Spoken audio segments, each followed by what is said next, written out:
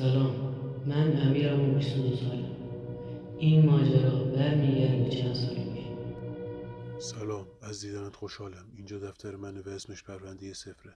من اینجا پرونده های جنایی و معمایی که بر اساس واقعیت هستن رو بررسی میکنم. خوشحال میشم تا هم با من تو این مسیر باشی. قبل از شروع پرونده کانال رو حتما سابسکرایب کن.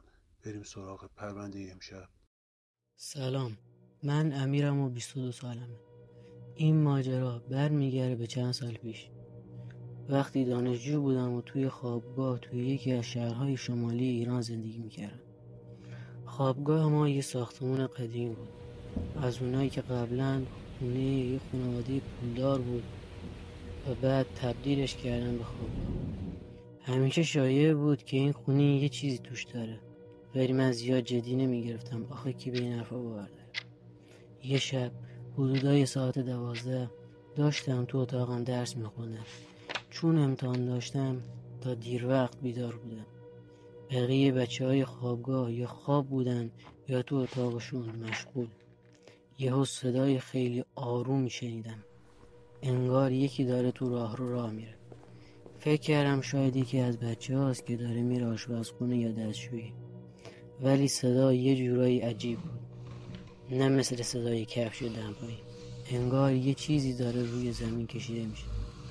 کنجکاو شدم، در آروم باز کردم. راهرو کاملا تاریک بود، چون لامپای سنسوردار فقط با حرکت روشن میشدن. هیچ کس نبود. گفتم حتما خیالم بوده، ولی همین که خواستم در ببندم یه نسیم سردی به صورتم خورد. انگار یکی از پنجره های راه رو بازه. رفتم ببینم کدوم پنجره است، ولی همشون بسته بودن. یه لحظه حس کردم یکی داره از پشت سر نگاه میکنه.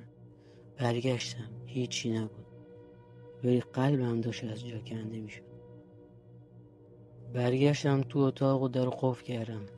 سعی کردم به خودم تلقین کنم که چیزی نیست، ولی دیگه نمیتونستم تمرکز کنم.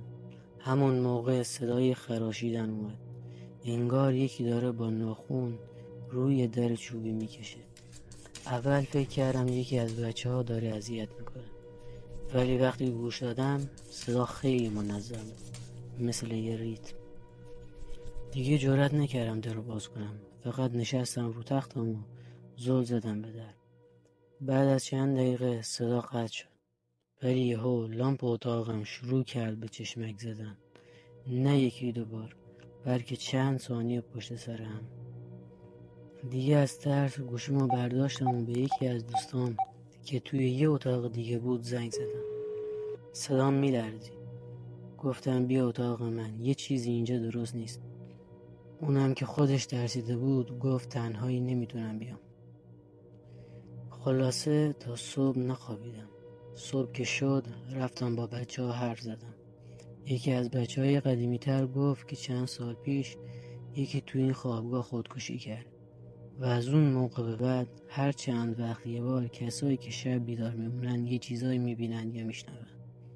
من بعد از اون شب دیگه هیچ وقت تنها تو اتاق نموندم. هنوزم که فکرشو میکنم مو به تنم سیخ میشه. نمیدونم چی بود، ولی حس میکنم یه چیزی تو اون خونه بود که نمیخواست ما راحت باشیم.